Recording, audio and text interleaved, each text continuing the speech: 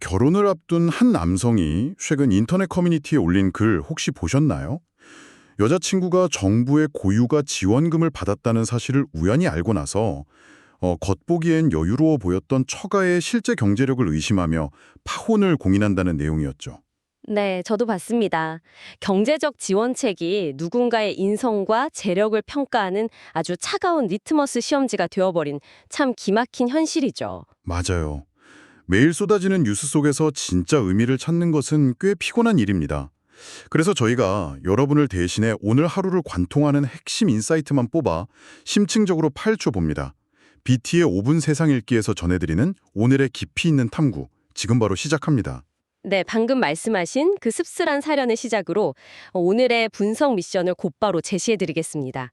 오늘은 극단으로 요동치는 금융시장의 심리부터 기업들의 팽팽한 내부 갈등, 턱밑까지 추격해온 중국, 거시적인 국제 외교전, 그리고 우리 일상의 소소한 공원 마찰까지 들여다볼 텐데요. 와, 주제가 진짜 다양한데요? 그렇죠. 근데 전혀 달라 보이는 이 모든 사건들이 어떻게 불확실성에 대처하는 우리의 불안이라는 하나의 큰 흐름으로 연결되는지 그 메커니즘을 짚어보겠습니다. 바로 들어가 보죠. 좋습니다. 가장 먼저 우리의 지갑 그리고 심장박동과 직결된 주식시장 이야기부터 해보죠. 최근 시장 온도 차이가 진짜 극단적이다 못해 귀괴할 정도잖아요. 네, 코스피가 사상 처음으로 8,000선을 터치하며 환호성을 지른 게 엊그제 같은데 곧바로 극심한 변동성을 보이면서 장중 7,053선까지 곤두박질 쳤죠. 다행히 7,200선을 간신히 회복하긴 했지만 와, 정말 롤러코스터가 따로 없었습니다. 도대체 왜 이렇게까지 흔들린 건가요? 이 급락의 배경을 보면 대내외적인 악재가 동시에 터진 전형적인 퍼펙트 스톰이었습니다. 밖으로는 미국의 인플레이션 지표가 꺾이지 않으면서 고금리가 장기화될 거라는 우려가 덮쳤고 여기에 중동의 지정학적 리스크가 유가를 자극했거든요. 안으로는 잠시 뒤에 자세히 분석하겠지만 삼성전자의 파업 위기 같은 거대한 변수들이 우리 시장 특유의 취약성을 건드린 거고요. 맞습니다. 그 결과 외국인 투자자들은 무려 열흘 연속으로 한국 주식을 무섭게 팔아치우며 자금을 피신시켰죠. 근데 여기서 진짜 흥미로운 현상이 나타납니다. 외국인들이 비상고를 향해 미친 듯이 뛰어가고 있는데 우리 개인 투자자들은 이 폭락장 속에서 무려 1조 7천억 원을 사들였어요. 네, 게다가 지수가 오르면 수익이 2배로 나는 레버리지 ETF에 사흘 동안 5,376억 원어치나 순매수를 하면서 반등에 아주 강하게 베팅했습니다. 솔직히 듣고 계신 여러분 중에서도 이 타이밍에 들어가신 분들 꽤 있을 겁니다. 남들이 공포에 질려 도망칠 때 바닥을 잡는 게 투자의 기본 정석 아니겠습니까? 게다가 2배 레버리지라면 반등할 때 손실을 한 번에 복구할 수 있는 아주 효율적인 도구 같은데요. 표면적으로는 완벽한 역발상 투자처럼 보일 수 있습니다.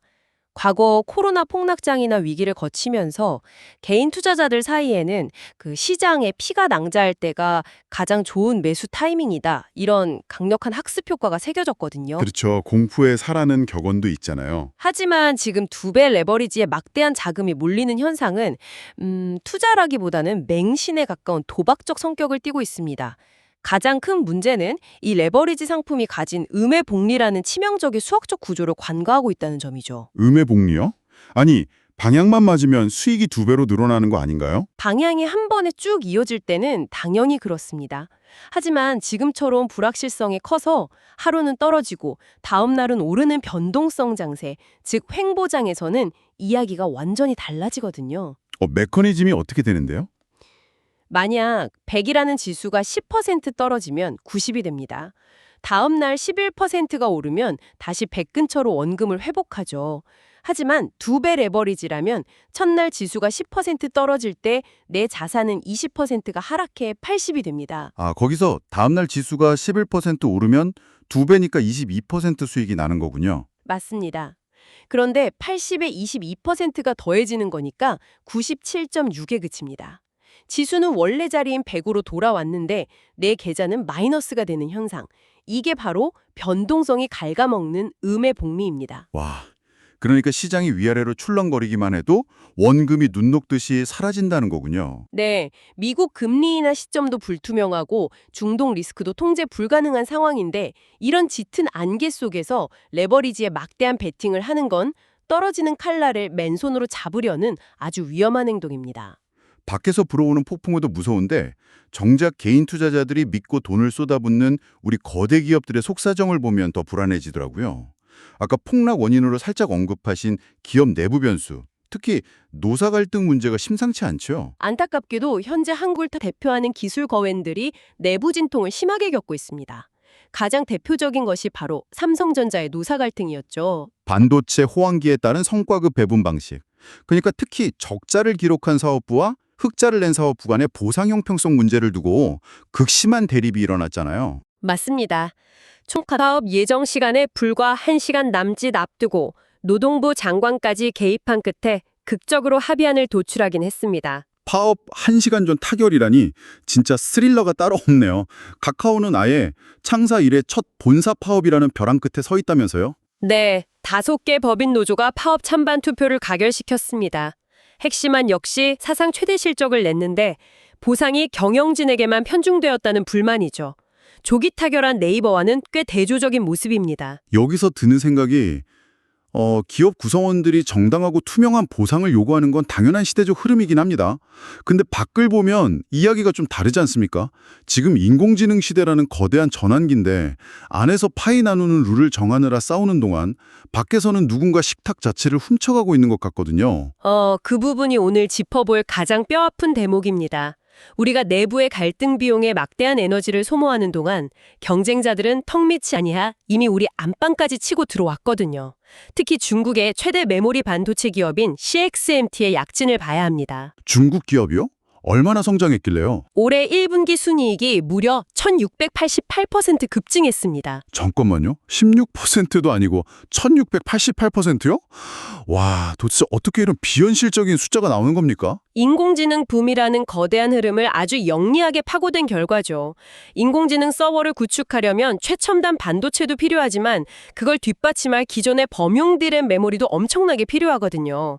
CXMT는 바로 이 범용 디램 시장을 집중적으로 공략했습니다. 가격 경쟁력으로 승부를 본 건가요? 네, 한국 제품보다 무려 15에서 20% 저렴한 가격을 무기로 내세웠죠. 그 결과 단숨에 전 세계 디램 시장 점유율 4위로 뛰어오르며 한국 기업들이 장악하고 있던 시장을 빠르게 잠식하고 있습니다. 아니 반도체가 무슨 마트 미끼 상품도 아니고 수조 원이 들어가는 정밀 산업이잖아요. 어떻게 한국보다 20%나 싸게 팔면서 이익을 1600%나 낼 수 있는 거죠? 우리 기업들이 원가 절감을 못하는 건가요? 기술 격차를 무색하게 만드는 무한대의 자본력이 그 마법의 정체입니다. 반도체 산업에서 제일 중요한 게 수율, 즉 불량품 없이 제대로 된 제품을 만들어내는 비율인데요. 중국은 국가 차원의 막대한 보조금을 CXMT에 쏟아부어서 불량률로 발생하는 천문학적 손실을 그냥 자본으로 덮어버립니다. 와, 그러니까 싸게 팔아서 남기는 게 아니라 싸게 팔아도 국가가 손해를 메워주니 시장 점유율을 공격적으로 늘릴 수 있는 거군요. 맞습니다. 게다가 CXMT는 이 막대한 자금 조달을 위해 상장까지 준비하고 있죠. 룰랄라 공정 경쟁을 하는 게 아니라 아예 치트키를 쓰고 있었네요. 근데 여기서 정말 큰 의문이 듭니다. 지금 미국이 중국 반도체 싹을 자르겠다고 최첨단 장비 수출도 막고 제재를 가하고 있잖아요.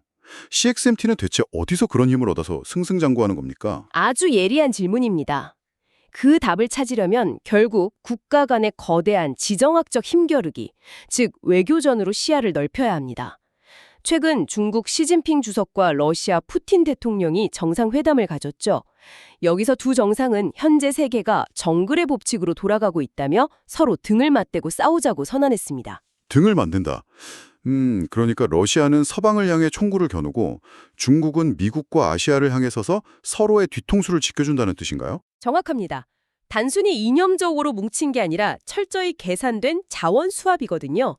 우크라이나 전쟁으로 서방의 제재를 받아 자금줄이 마른 러시아에게 중국은 생명줄 같은 달러와 공산품을 대줍니다. 반대급부로 러시아는 중국에 엄청난 양의 에너지를 헐값에 공급하죠. 아, 그 값싼 에너지가 중국 제조업의 원가를 획기적으로 낮춰주는 동력이 되는 거군요. 네, CXMT가 반도체를 싸게 찍어낼 수 있는 거시적인 배경 중 하나가 바로 이 저렴한 러시아산 에너지인 셈입니다. 근데 정말 소름 돋는 건 중국이 러시아랑 반서방 연대를 과시하는 바로 그 시점에 미국과 진행했던 무역 담판 결과를 보란듯이 동시 발표했다는 거예요. 기사 보니까 관세나 히토류 문제에서 일방적으로 고개를 숙인 게 아니라 상호주의 원칙에 따라 합의했다고 유독 강조하더라고요. 네, 외교가에서는 이를 고도의 정교한 줄타기 외교라고 부릅니다. 중국은 히토류 같은 핵심 광물의 공급망을 틀어주고 미국을 압박하죠.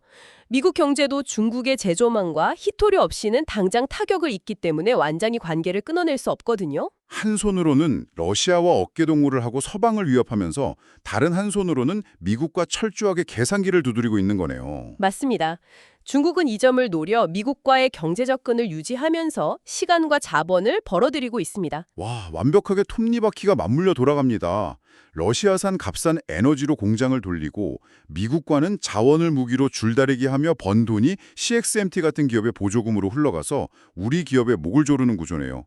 거시적인 지정학이 결국 우리 기업 실적을 갉아먹고 그게 다시 우리 주식 계좌를 위협하는 무서운 나비 효과입니다. 그렇기 때문에 국가 간의 외교전이나 글로벌 공급망 이슈가 멀리 있는 남의 나라 이야기가 아니라 당장 우리 개개인의 일자리와 자산의 결정짓는 가장 현실적인 변수인 거죠. 근데 말이죠. 밖에서 이렇게 살벌한 패권 전쟁이 벌어지면 정부가 방패막이가 되어줘야 하잖아요. 근데 당장 우리 지갑을 터는 국내 정책 돌아가는 걸 보면 논란만 키우고 있습니다. 바로 세금 문제인데요. 내년 1월부터 가상자산 소득의 과세가 시작되죠. 네, 코인 투자로 250만 원을 초과하는 이익을 내면 무려 22%를 세금으로 내야 합니다. 이 정책에 대한 투자자들의 반발이 아주 거셉니다. 금투세가 폐지된 주식과의 형평성 문제 때문인가요? 맞습니다. 과세 유예나 폐지를 요구하는 국민청원이 단기간에 4만 명을 돌파할 정도니까요. 정부가 주식 투자에 매기려던 금융투자소득세는 폐지하는 쪽으로 가닥을 잡으면서 왜 주식은 안 매기고 코인 수익만 뜯어가냐는 거센 비판에 직면한 겁니다. 근데 조금 삐딱하게 생각해보면 정부가 세금을 매긴다는 건 역으로 코인을 도박이 아니라 합법적인 제도권 자산으로 완전히 인정해주겠다는 뜻 아닌가요? 장기적으로는 나쁠 게 없는 것 같은데요? 제도권 편익 효과가 있는 건 사실입니다. 문제는 과세의 구조와 목적에 있습니다.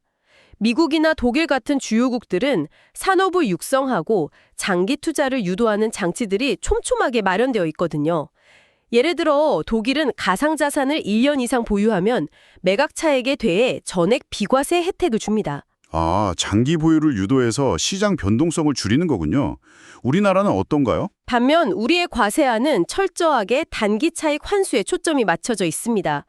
기본 공제액 250만 원도 주식시장에 논의되었던 5천만 원에 비해 턱없이 낮고 장기 투자에 대한 인센티브도 전혀 없죠. 단지 투기를 억제하기 위한 징벌적 목적이거나 부족한 세수를 메우려는 타깃으로 보고 있다는 거네요.